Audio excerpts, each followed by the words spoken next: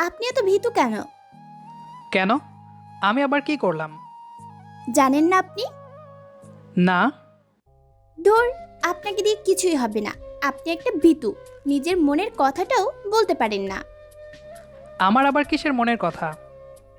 না থাক, বুঝেছি, বলতে হবে না। ভীতু একটা। এই বলেই অনু অন্য রুমে চলে গেল। আমি ওর চলে যাওয়ার দিকে একদৃষ্টিতে তাকিয়ে আছি। কি বলল মেয়েটা? ও কি বুঝে গেছে আমি ওকে ভালোবাসি, নাকি অন্য কিছু? এইসব ভাবছি, এমন সময় আমার ফ্রেন্ড চলে আসলো রুমে। কিরে, কি ভাবছিস? কিছুই না। তুই কোথায় গিয়েছিলি? এই তো একটু বাইরে গিয়েছিলাম। ওহ, আচ্ছা, আমি চলি। ওই, কই যাচ্ছিস? এমনি, ভালো লাগছে না, চললাম। এই বলেই আমি চলে আসলাম। রাস্তায় এসে হাঁটছি।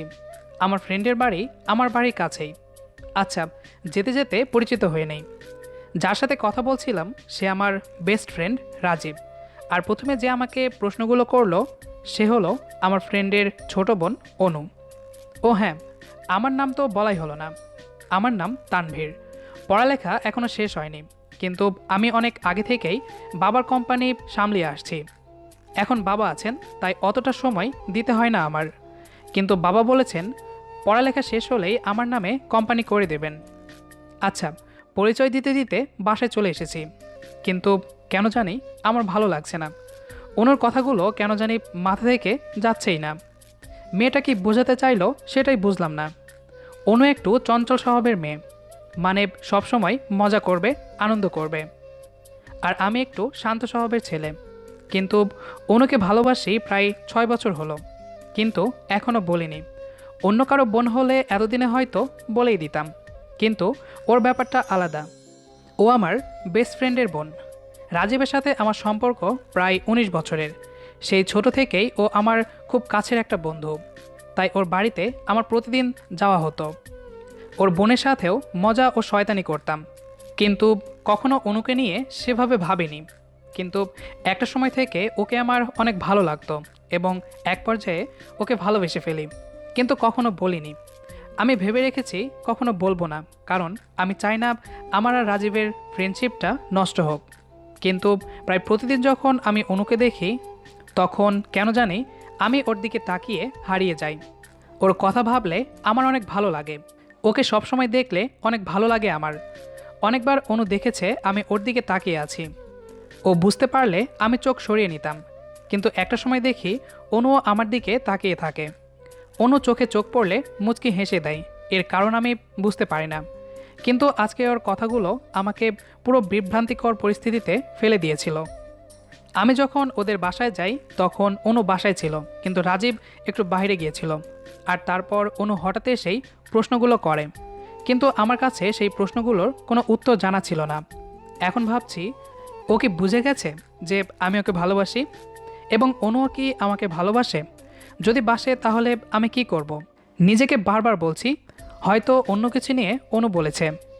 আবার মনে হচ্ছে সত্যি যদি অনু আমাকে ভালোবেসে থাকে আর রাজীবকে যদি বলে দেয়, তাহলে তো বন্ধুত্বটা নষ্ট হয়ে যেতে পারে। আমি দোয়া করলাম যেন এমন কিছু না হয়। আমি বসে বসে এগুলো ভাবছিলাম, হঠাৎ চোখ লেগে গেল। ঘুম ভাঙলো ঠিক রাত 11টায়, তাও আবার ফোনের রিংটনের শব্দ শুনে। ফোনের স্ক্রিনের দিকে তাকিয়ে দেখি একটা অচেনা নাম্বার। হ্যালো, কে বলছেন? জি, আমি বলছি। আমি সাথে সাথে লাফ দিয়ে উঠলাম, কারণ কণ্ঠটা অনুর। অনু? বাহ, কণ্ঠ চিনেন তাহলে? নাচেন আর কি হলো? আচ্ছা যাই হোক, হঠাৎ কল দিয়েছো কেন? কেন দিতে পারি না বুঝি? হুম, তা পারো, কিন্তু কোনো কিন্তু না। এখন থেকে প্রতিদিন কল দেব। কিন্তু কেন? এত কথা বলেন কেন? বলেছি না, কল দিব মানে দিব। আর ভাইয়াকে এই ব্যাপারে কিছু বলবেন না। আমি মনে মনে ভাবছি, এটা কেমন কথা হলো যেখানে আমি কি করছি না করছি সব ওর ভাই জানে, আর ওর বোনের সাথে কথা বলবো তাও আবার ওর ভাইকে না বলে।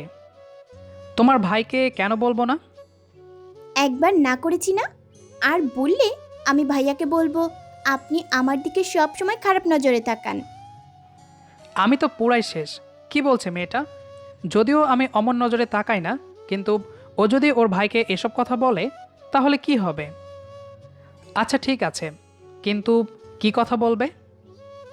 যা ইচ্ছা তাই বলবো, তাতে আপনার কোনো সমস্যা? না। এরপর আরও কিছু কথা বলে অনু ফোন রেখে দেয়।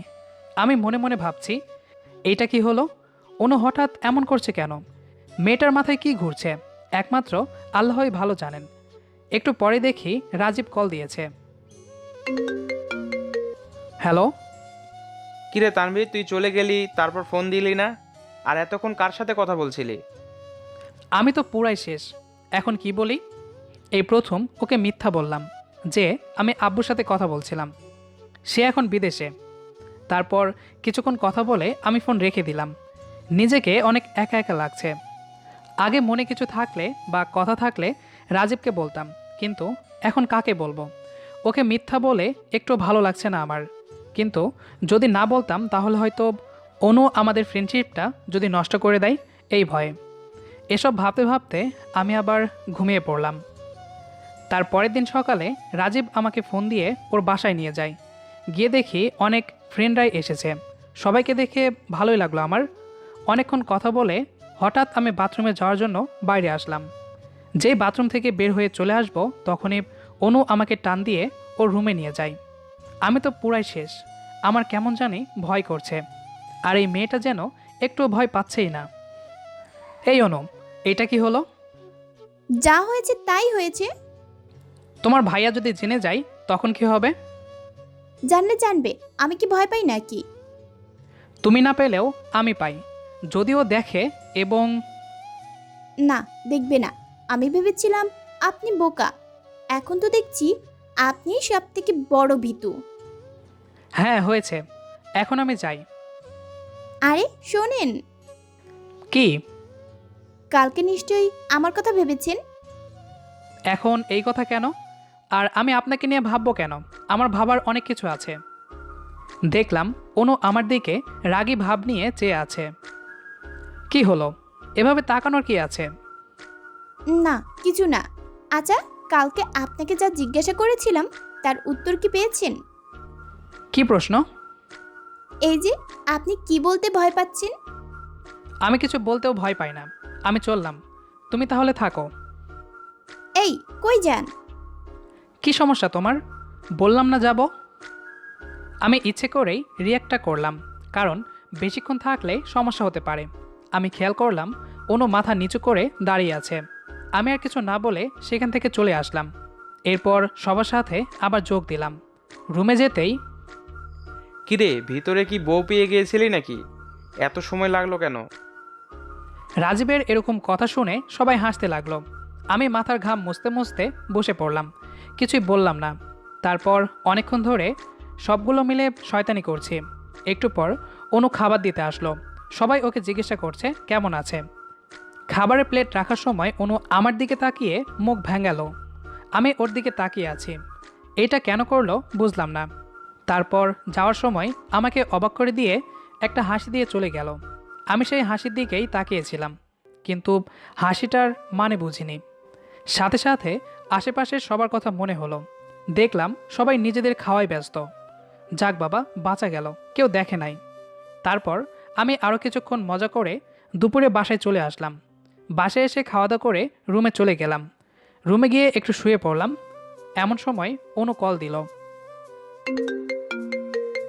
হ্যালো। কেমন আছেন? একটু আগে যেমন ছিলাম ঠিক তেমনই আছি। বাহ, বোকা ছেলেটা দেখছি কথা শিখে গেছে। এই, আমি না তোমার বড়? আমাকে এসব বলতে ভয় করে না? আমি কিন্তু তোমার ভাইয়াকে বলে দিব।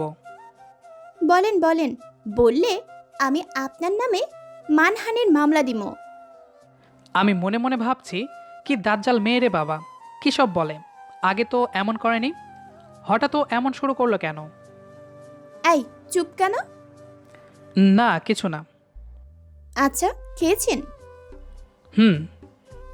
সভ্যতা দেখিয়ে আমাকেও জিজ্ঞাসা করতে পারতেন খেয়েছি কিনা। থাক, আমিই বলি, আমিও খেয়েছি। গুড। আচ্ছা, আমি রাখলাম, এখন ঘুমাবো। আচ্ছা, আল্লাহ হাফেজ। রাতে কিন্তু কল দিব। কেন? আমার ইচ্ছা তাই। আচ্ছা ঠিক আছে, আল্লাহ হাফেজ। এভাবে কিছুক্ষণ কথা বলে আমি ঘুমিয়ে পড়লাম। তারপর ঘুম থেকে উঠি প্রায় বিকালের দিকে। উঠেই কল দেই রাজীবকে। তারপর ওকে নিয়ে চলে যাই একটু ঘুরতে। অনেক ঘোরাঘুরি করে রাত 10টায় বাসায় যাই। গিয়ে কোনো মতো খাওয়া দাওয়া করে চলে যাই রুমে।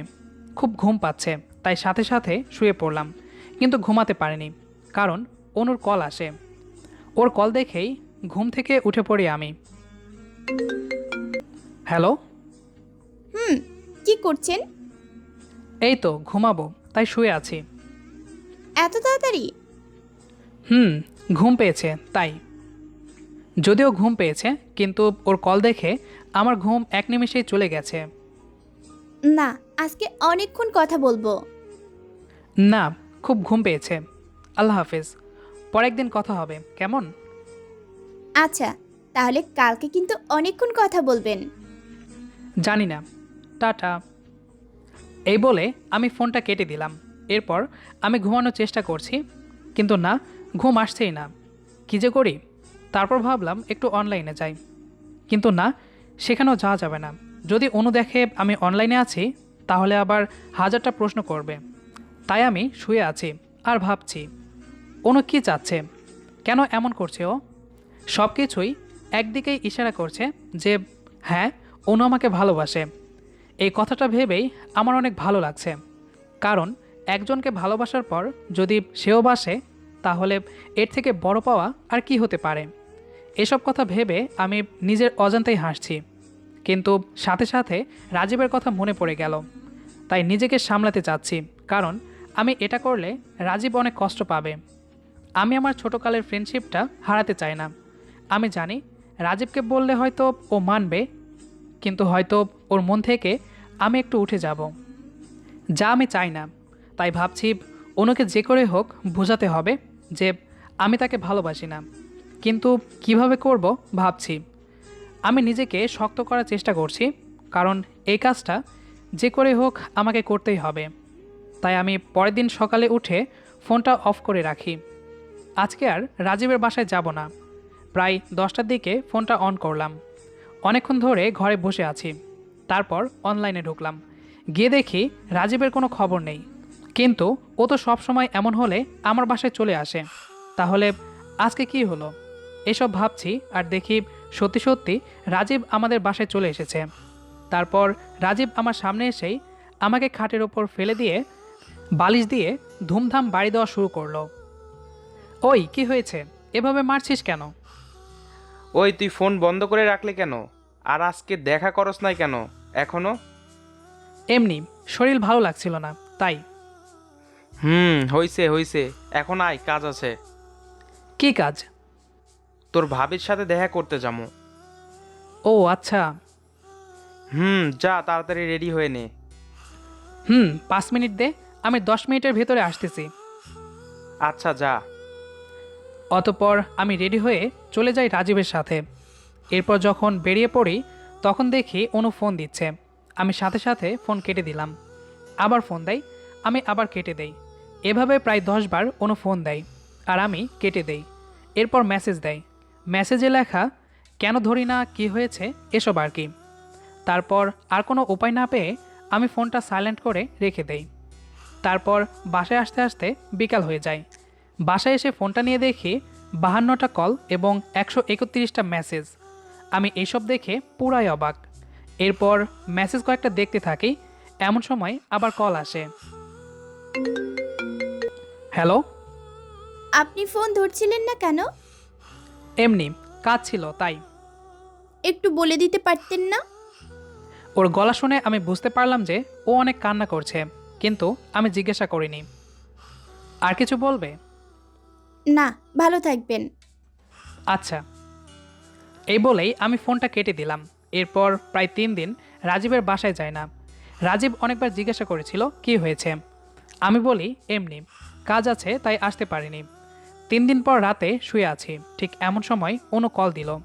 ফোনটা ধরতেই, আপনি আমাদের বাসায় আসেন না কেন? এমনি। আমার জন্য, তাই না? না, আমার ইচ্ছে হচ্ছে না, তাই যাই না আর কি। প্লিজ এমন করবেন না। আচ্ছা, আপনি কি সত্যি বুঝেন না আমি কেন এমন করি? না, বুঝি না, বোঝার চেষ্টাও করি না। তারপর অনু কাঁদতে কাঁদতে বলছে, আপনি মিথ্যা বলছেন। আমি জানি আপনিও আমায়। এই বলেই অনু চুপ হয়ে গেল। এতটুকু কথায় আমার বুকটা কেমন জানি চাপ দিয়ে ওঠে। এরপর অনু কিছুক্ষণ চুপ করেছিল, তারপর ও ফোন রেখে দিল। এরপর কতক্ষণ আমি জেগেছিলাম মনে নেই। সকালে ঘুম থেকে উঠি রাজীবের কলের জন্য। রাজীব কল দিয়ে বলে ওর আম্মু মানে আন্টি আমাকে ডেকেছেন। অতঃপর আমি খাওয়া দাওয়া শেষ করে রাজীবের বাসায় চলে যাই। তারপর রাজীবের আম্মু আমাকে দেখে জিজ্ঞাসা করলেন, তানভীর, তোমার কি হয়েছে? অনেক দিন হলো আমাদের বাসায় আসো না। এমনি আন্টি, কাজ ছিল তাই আসতে পারি না। শোনো বাবা, তুমি তো আমাদের পরিবারের একজনের মতো, তাই স্বাভাবিকভাবেই বলি। আমার বড় মেয়েটার বয়স হয়েছে, তাই ভাবছি ওকে বিয়ে দিয়ে দিব। তুমি একটা ভালো পাত্র খুঁজে দিও। অনুর বিয়ের কথা শুনে আমি পুরাই অবাক হয়ে গেলাম, কিন্তু এর থেকেও বেশি অবাক হলাম যখন আন্টি আমাকে জানালেন যে তার নাকি আমার মতো একটা ছেলেই চাই, যে কিনা ভদ্র এবং ভালো পরিবারের হবে। আমি মনে মনে ভাবছিলাম আমি তো আছি, আমাকে বললেই তো পারে। পরে আমি আবার নিজেকে সামলে নিলাম। রাজীবের কথা ভাবছিলাম, শালা সারাদিন আমার সাথে ঘুরিস, জানিস আমি অনেক ভালো একটা ছেলে, অনেকবার এই কথাটা বলিসও। এখন নিজের বোনের বিয়ে দিবি, একবার জিজ্ঞেস করলেও তো পারতি। আমি মনে মনে এসব কথা ভাবছিলাম, এমন সময় রাজীব এসে বলল, আরে মা, ও তো সব কিছুই করবে, ওর ওপর তো সব দায়িত্ব। এই প্রথম আমি রাজীবের দিকে তাকিয়ে ভাবছি, আজকে আমার বেস্ট ফ্রেন্ড না হলেই মনে হয় ওর ভালো হতো, তাহলে আজকে বিয়ের প্রস্তাবটা দিতে পারতাম খুব সহজেই। এরপর তাদের সাথে আরও কিছুক্ষণ কথা বলে বাড়িতে চলে আসি। বাড়িতে এসে কিছুই ভালো লাগছে না আমার, কী যে করি। তারপর দেখলাম অনু কল করেছে।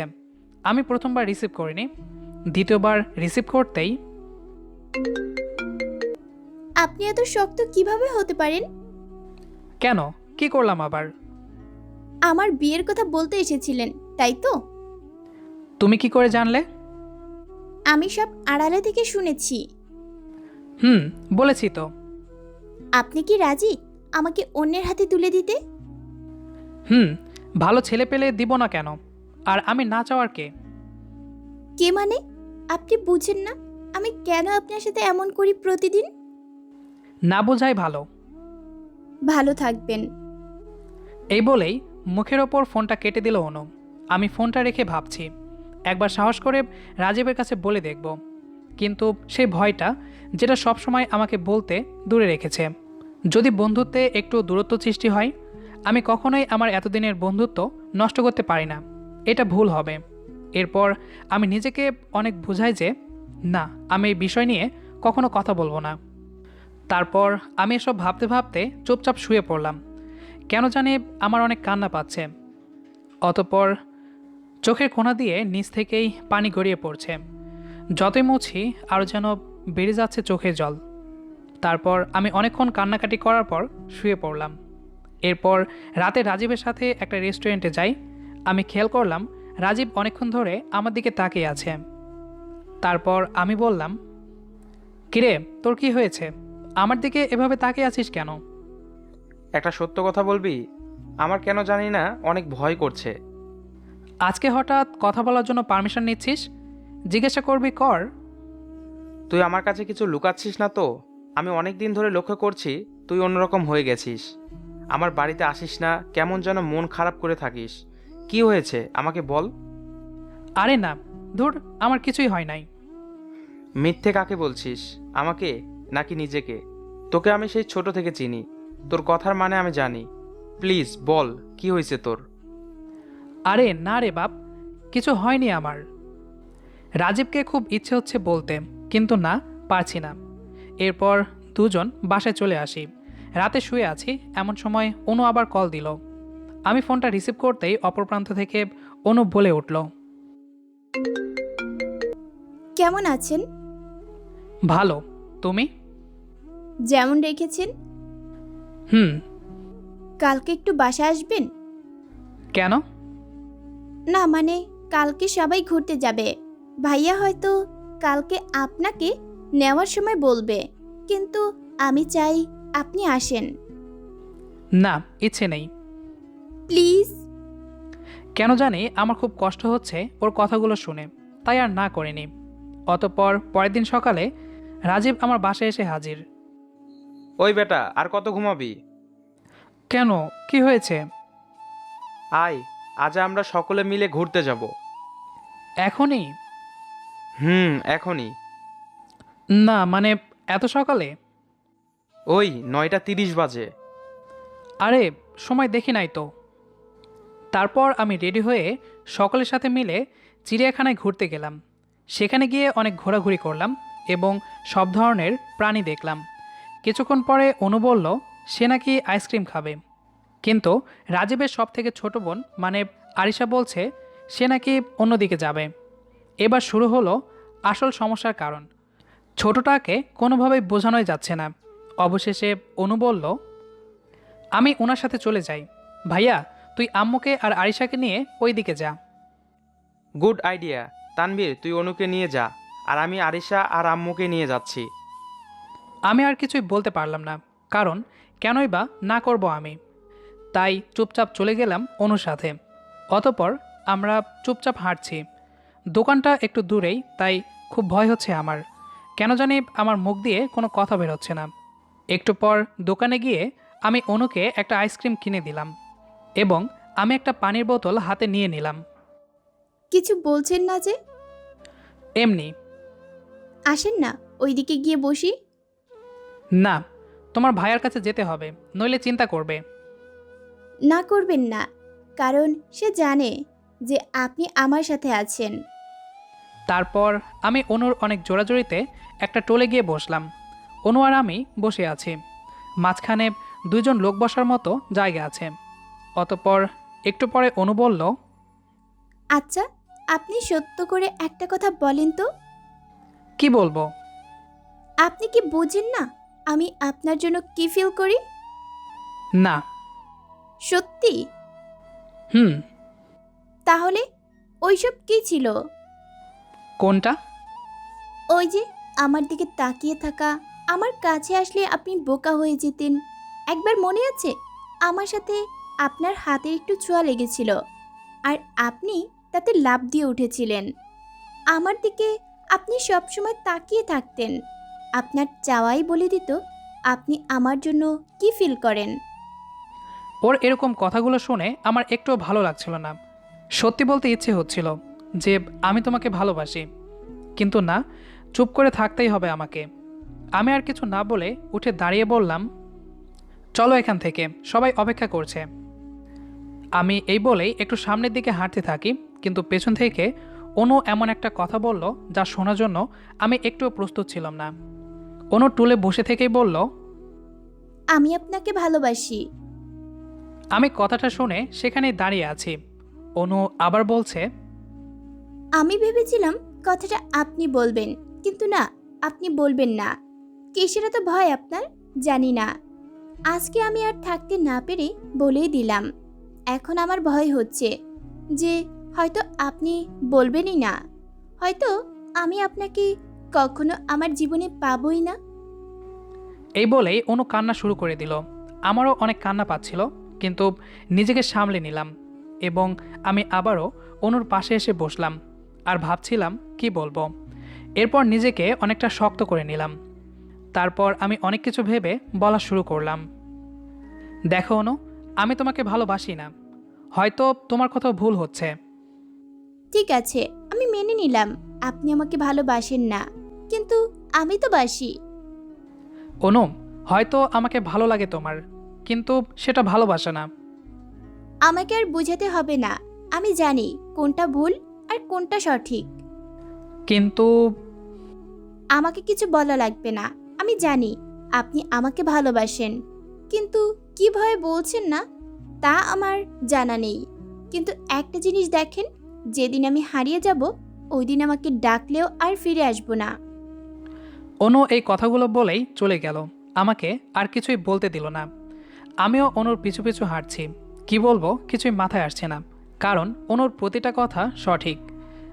আমার খুব ইচ্ছে হচ্ছে অনুকে বলি, আমিও তোমাকে ভালোবাসি, কিন্তু না, বলতে পারছি না। এরপর সবার সাথে ঘুরে বাসায় চলে আসি। বাসায় এসে নিজের রুমে গিয়ে চুপচাপ বসে আছি। এরপর অনুর কোনো কল আসেনি প্রায় 2 দিন। আমিও ওদের বাসায় যাইনি, কিন্তু রাজীবের সাথে প্রতিদিন ঘোরাঘুরি হতো। ও প্রতিদিন জিজ্ঞেস করতো কি হয়েছে। আমি হাসলেও বলতো আমার কিছু হয়েছে, কিন্তু কিছুই বলতে পারতাম না ওকে। এরপর রাজীব একদিন রাতে কল দেয়। তোকে একটা কথা জিজ্ঞেস করার ছিল। কর। ওই দিন ঘুরতে যাওয়ার পর যখন অনু আইসক্রিম কিনতে গেল তোর সাথে, এরপর থেকে অনু কেমন জানি মন খারাপ করে থাকে। খায় একবেলা আবার খায় না। তুই কি কিছু জানিস? কিছু কি হয়েছে? আমাকে তো কিছু বলছে না ও। না, জানি না, হয়তো মন খারাপ, ঠিক হয়ে যাবে, চিন্তা করিস না। আমি কিভাবে রাজীবকে বলি ওর বোনের মন খারাপের কারণ একমাত্র আমি? এরপর প্রায় 4 দিন রাজীবের বাসায় যায় না। কারণটা রাজীব অনেকবার জিজ্ঞেস করেছিল, কিন্তু আমি এমনি বলে কাটিয়ে দিয়েছিলাম। এসব কথা ভাবতে ভাবতে হঠাৎ রাজীবের কল আসলো। হ্যালো, তুই কি এখন ফ্রি আছিস? হুম। তাহলে আমার বাসায় যা। অনু বাসায় একা আছে, ওর অনেক শরীর খারাপ। ওকে একটু ওষুধ খাইয়ে দিয়ে আয়। আমি এখানে জ্যামে আটকে গেছি। আম্মু নানির বাড়ি একটু কাজে গিয়েছেন। আমি যে কি বলবো নিজেও জানি না, কিন্তু না গেলে তো আবার প্রবলেম হতে পারে। অতঃপর আমি চলে গেলাম অনুর বাসায়। গিয়ে দেখি অনু রুমে শুয়ে আছে। আমি আলতো করে ডাক দিলাম। তারপর অনু কোনোভাবে তাকিয়ে আমাকে দেখে লাফ দিয়ে বসে পড়ে। চেহারার কি অবস্থা করেছ? মনে হয় ঘুমায় না, খায় না অনেক দিন ধরে। আপনি এখানে? তোমার ওষুধের সময় হয়ে গেছে, তাই খাওয়াতে আসলাম। না, আপনার খাওয়ানো লাগবে না। আমি না, তোমার ভাইয়া বলেছে তাই। না, ভালো লাগছে না, এখন খাবো না। অতঃপর আমি অনেক কষ্ট করে ওকে ওষুধটা খাইয়ে দিলাম। ওষুধ খাইয়ে যেই চলে আসব। একটু থাকেন না, বসে কথা বলি। কি বলবে? এমনি, প্লিজ। ঠিক আছে। এরপর কিছুক্ষণ অনুর সাথে এমনি কথা বলছিলাম আমি। তারপর অনু হঠাৎ বলে ওঠে, আমি যদি এখন মারা যাই তাহলে আপনি অনেক খুশি হবেন, তাই না? কথাটা শোনার পর বুকটা চিরে যাওয়ার মতো যন্ত্রণা হচ্ছে আমার। দেখো, তুমি ঘুমাও, ভালো লাগবে, আর এসব ভেবো না। অতঃপর আমি ওকে বললাম ঘুমিয়ে পড়তে। তারপর আমি দরজার বাইরে দাঁড়িয়ে আছি। আমার চোখ দিয়ে পানি পড়ছে ওর এই অবস্থা দেখে। একটু পর ভেতরে তাকিয়ে দেখি অনু ঘুমিয়ে পড়েছে। তারপর আমি আস্তে করে ভেতরে গেলাম। গিয়ে ওর মাথায় হাত রেখে দেখি অনেক জ্বর। আমি ওর মাথায় হাত রেখে আস্তে আস্তে বললাম, ভালো হয়ে যাবে খুব তাড়াতাড়ি, ভেবো না। এই বলেই যে চলে আসবো। আর একটু মাথায় হাতটা রাখেন, ভালোই তো লাগছিল। তুমি ঘুমাওনি? না, আপনি দরজার ওপারে ছিলেন, আমি সেটা অনুভব করতে পারছিলাম। এখন ঘুমিয়ে পড়ো। আমার মাথায় আর একটু হাত বুলিয়ে দিবেন? অতঃপর আমি আবারও অনুর মাথায় হাত বুলিয়ে দিলাম। এভাবে বেশ কিছুদিন চলতে থাকে। হঠাৎ রাজীব একদিন আমাকে বলল, দোস্ত, অনুর বিয়ে ঠিক হয়ে গেছে। অনেক ভালো ছেলে। ওর বাবা মা আজকে এসে সব ঠিক করে গেলেন। রাজীবের কথা শুনে কেন জানি আমার পায়ের নিচে মাটি যেন সরে গেল। কিন্তু আমি তো এটাই চেয়েছিলাম, কিন্তু তাও কেন জানি মানতে পারছিলাম না। হ্যাঁ দোস্ত, অনেক বড় একটা খুশি সংবাদ এটা। আমি অনেক খুশি। আচ্ছা, আমার একটু কাজ আছে, আমি গেলাম। এই বলে আমি সেখান থেকে চলে আসলাম। খুব কান্না পাচ্ছে আমার। নিজের মনের মানুষটা অন্য কারো হয়ে যাবে ভাবতেই খুব কষ্ট হচ্ছে। তারপর আমি বালিশ চাপা দিয়ে কান্নার শব্দ আটকানোর বৃথা চেষ্টা করেই যাচ্ছি। এরপর বাবা মায়ের আসার শব্দ শুনে নিজেকে সামলে নিলাম। বাবা মাকেও এই খুশির খবর জানাই। বাবা মাও অনেক খুশি হয়। পরের দিন আমি বাসায় বসে আছি। এরপর রাজীব আমাকে ফোন দেয়, ওর বাসায় নিয়ে যায়। আন্টি আমাকে বলছিল গতকাল আসলে নাকি অনেক ভালো হতো, আর আমাকে নাকি বিয়ের সব দায়ভার নিতে হবে। আমি হ্যাঁ বলে সবার সামনে একটু হাসার চেষ্টা করলাম, কিন্তু একটা বিষয় দেখে অনেক অবাক হলাম। অনু এমনভাবে বিহেভ করছে যেন ও অনেক খুশি, মানে মুখে একটুও কষ্টের ছাপ নেই। এমনটা লাগছে যে এই বিয়ের জন্য ও অনেক খুশি। এভাবে অনুর দিকে তাকিয়ে আছি। এমন সময় অনু আমার দিকে তাকিয়ে একটা মুখ ভেঙচি দিয়ে চলে যায়। আমার খুব ইচ্ছে হচ্ছিল গিয়ে ওকে জিজ্ঞেস করি ও কি সত্যি অনেক খুশি নাকি অন্য কিছু, কিন্তু কোন মুখে জিজ্ঞেস করি। তবে আমার মাথায় একটা জিনিস ঘুরছে, কি করে অনু এত খুশি। জানি এখন এসব ভাবার কথা না, তারপরেও ভাবছি। অনুকে একটু কষ্ট মনে হচ্ছে না। যাক, তাহলে ভালোই হলো, মেয়েটা বুঝে গেছে যে আমি ওকে ভালোবাসি না।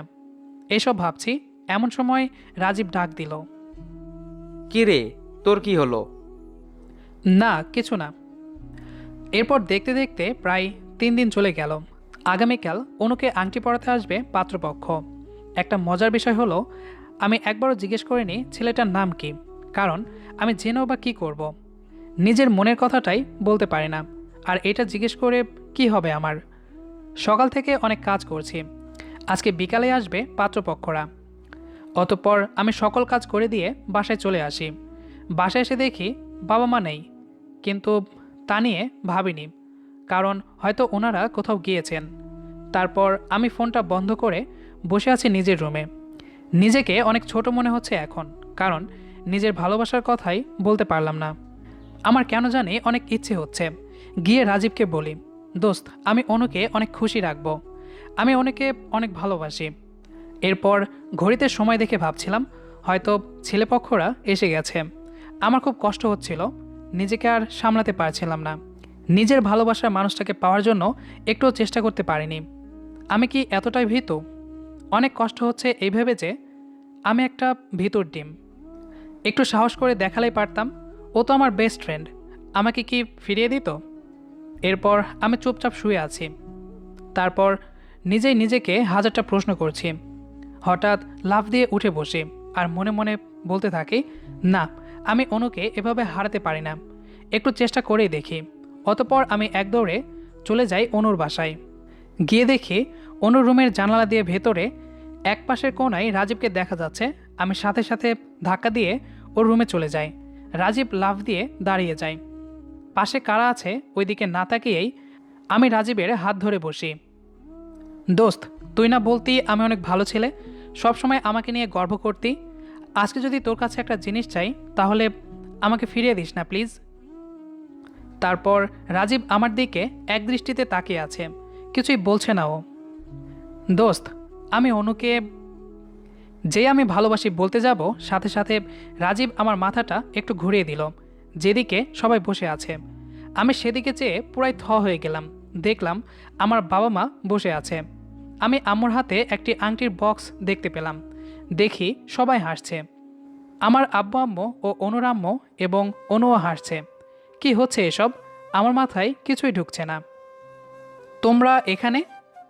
তাহলে কাদের এখানে থাকার কথা শুনি? তোর বউকে অন্য কেউ আংটি পরাবে? আমার বউ? হ্যাঁ। আমি রাজীবের দিকে তাকালাম। যেই কিছু জিজ্ঞেস করব অমনি রাজীব টান দিয়ে আমাকে ওর রুমে নিয়ে গেল। ওইখানে গিয়ে দাঁড়িয়ে আছি। তারপর ঠাস করে আমার গালে একটা থাপ্পড় মারল রাজীব। কিরে, মারলি কেন? ওই, তুই অনুকে ভালোবাসিস? আমাকে একটা বার বলতে পারতি না? ভয় ছিল। কিসের ভয়? হ্যাঁ, যে আমি বন্ধুত্ব নষ্ট করে দেব? এতদিনে এই চিনলি আমাকে? সরি।